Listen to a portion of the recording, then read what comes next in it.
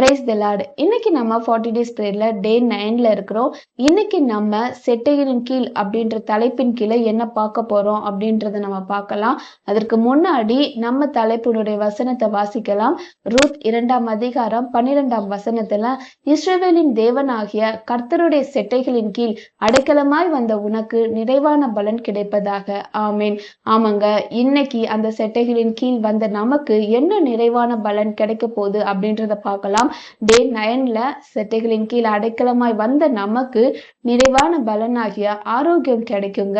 இதற்கு நம்ம வேத பகுதியில வாசிக்க வேண்டிய வசனம் என்ன அப்படின்னா, மல்கியா 4ஆம் அதிகாரம் 2ஆம் வசனத்துல, என் நாமத்துக்கு பயந்திருக்கிற உங்கள் மேல் நீதியின் சூரியன் உதிக்கும், அதன் செட்டையின் கீழ் ஆரோக்கியம் இருக்கும், நீங்கள் வெளியே புறப்பட்டு போய் கொளுத்த கன்றுகளை போல் வளருவீர்கள். ஆமேன். ஆமாங்க, இந்த வசனத்துல வாசிக்கிறது போல செட்டைகளின் கீழ் என்ன இருக்கான்? ஆரோக்கியம் இருக்குங்க. அது எப்போ அந்த ஆரோக்கியம் நம்மளுக்கு கிடைக்கும் அப்படின்னா, செட்டையின் கீழே போனாதான். அதுக்கு முன்னாடி உள்ளதை நம்ம வாசிச்சோம். என் நாமத்துக்கு பயந்திருக்கிற உங்கள் மேல் நீதியின் சூரியன் உதிக்கும். கர்த்தருடைய நாமத்துக்கு நம்ம பயந்து இருந்தோம் அப்படின்னா அவருடைய ஒளி நம்ம மேல படுங்க. அந்த ஒளி நம்ம மேல படும்போது நம்ம ஆரோக்கியமா இருப்போங்க. ஜென்ரலா சூரிய கதிர்கள் நம்ம மேல படும்போது நம்மளுக்கு ஆரோக்கியம் கிடைக்கணும் நம்மளுக்கு தெரியும். அதுல விட்டமின் டி இருக்கு, நிறைய சத்துக்கள் இருக்கிறதுனால ஒரு சூரிய கதிர் நம்ம மேல படும்போது நம்மளுக்கு ஆரோக்கியம் கிடைக்குங்க. அதே போலதான் கர்த்தருடைய ஒளி நம்ம மேல படும்போது நம்மளுக்கு கண்டிப்பா ஆரோக்கியம் கிடைக்கும். அதுக்கு முக்கியமா ஒரு காரியம், நம்ம அவருடைய நாமத்திற்கு பயந்து இருக்கும் போதுதான் இது நம்மளுக்கு கிடைக்குங்க. இப்படி கர்த்தருடைய நாமத்திற்கு பயந்து அவருடைய செட்டையின் கீழே யாரு வந்தா அவங்களுக்கு என்ன பலன் கிடைச்சது, எப்படி ஆரோக்கியம் கிடைச்சது அப்படின்றத நம்ம பார்க்கலாங்க. சோ வேதத்துல தானியேலை குறிச்சு நம்ம பார்க்கலாம். தானியேல் மட்டும் இல்ல, அந்த சாத்ராக் மேஷாக் ஆபேத்நேகோ இந்த 4 பேரோட சரித்திரத்தை நம்ம பார்க்கும்போது அவங்க பாபிலோனுக்கு கடத்தி செல்லப்பட்டாங்க. சோ வாலிபர்களா இருந்த இவங்களுக்கு ராஜாவின் போஜனம் அங்க கொடுக்கப்படுது. எதற்கு அப்படின்னா, ராஜா அரண்மனையில வேலை பார்க்குற எல்லாத்துக்குமே ராஜாவின் போஜனங்கள் கொடுக்கப்படுங்க.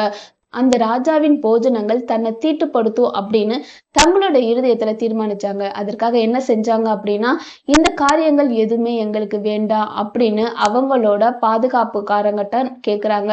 அந்த தலைமை அதிகாரி ராஜாவுக்கு பயந்ததுனால, இது எங்களால முடியாது, ஏன்னா மற்றவங்களை காட்டியும் நீங்க குறைவா காணப்பட்டீங்க அப்படின்னா ராஜா எங்களை தான் ஏதாச்சும் சொல்லுவாங்க அப்படின்னு சொல்லும்போது, தானியேல் அவங்ககிட்ட சொல்றாங்க, 10 நாள் எங்களுக்கு கொடுங்க, நாங்க சாப்பிடுற சாப்பாட்டை நீங்க பார்த்துட்டு அவங்களுக்கும் எங்களுக்கும் வித்தியாசம் இருந்துச்சு அப்படின்னா, அதாவது நாங்க குறைவா காணப்பட்டோம் அப்படின்னா நீங்க உங்களுடையதை செய்யுங்க அப்படின்னு சொல்றாங்க. இதனால தலைமை அதிகாரியிடம் இவங்களுக்கு தயவு கிடைச்சதுங்க.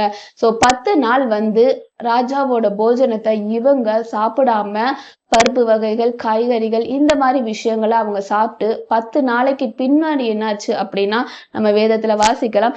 10 நாள் சென்ற பின்பு ராஜ போஜனத்தை புசித்த எல்லா வாலிபரை பார்க்கிலும் அவர்கள் முகம் கலையுள்ளதாயும் சரீரம் புஷ்டியுள்ளதாயும் காணப்பட்டது. ஆமேன். ஆமாங்க. சோ இந்த வசனத்துல பாத்தீங்க அப்படின்னா, கர்த்தருடைய நாமத்துக்கு பயந்ததுனால ராஜாவோட போஜனத்தை அவங்க புசிக்கவில்லைங்க.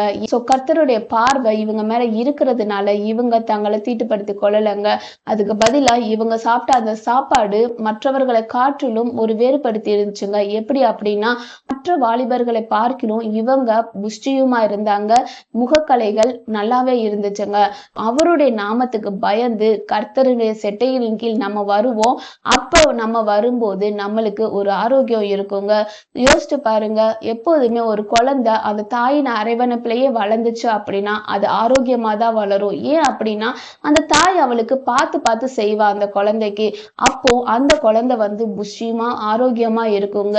அதே போலதான் நம்ம அவரோட அரவணைப்புல நம்ம அவரோட நிழல்ல இருந்தோம் அப்படின்னா எப்பொழுதுமே நம்மளுக்கு சரீரம் ஆரோக்கியமா தாங்க இருக்கும். நம்ம எதுலையுமே குறைவுபட மாட்டோம். சோ கர்த்தருக்கு அடங்கி கர்த்தருக்கு பயந்து அவருடைய செட்டையின் நிழல்ல நம்ம தங்குவோம். நம்மளுக்கு ஆரோக்கியம் கிடைப்பதாக. எல்லாரும் ஜெபம் பண்ணலாம். அன்புள்ள இயேசப்பா, இந்த நாளிலும் தகப்பனே ஆவியானவரே, அப்பா நீங்க எங்களோட பேசின உம்முடைய காரியத்துக்காக நன்றி செலுத்துகிறோம். அப்பா நாங்க உம்முடைய செட்டைகளின் கீழ் அடைக்கலமா வந்திருக்கிறோம்ப்பா. எங்களுக்கு இன்னைக்கு இந்த பார்த்த நிறைவான நிறைவான பலனாகிய ஆரோக்கியம் கிடைக்கும்படிக்காக ஜெபிக்கிறோம் டாடி. அப்பா, என்னோடு சேர்ந்து ஜெபிக்கிற உங்களுடைய சமூகத்தை நோக்கி கொண்டிருக்கிற ஒவ்வொருவருக்கும் இந்த நிறைவான பலனாகிய ஆரோக்கியத்தை கட்டளையிடும்படிக்காக நாங்க ஜெபிக்கிறோம்ப்பா. அப்பா, உம்முடைய நாமத்துக்கு நாங்க எப்போதும் பயந்திருக்க எங்களுக்கு உதவி செய்யுங்க. கூட இருங்க, வழி நடத்துங்க. இயேசுவின் நாமத்திலே ஜெபிக்கிறோம் ஜீவனுள்ள நல்ல பிதாவே, ஆமென். கர்த்தர் இந்த வார்த்தையின் மூலமாக உங்களை ஆசீர்வதிப்பாராக. ஆமென். God bless you. Jesus loves you.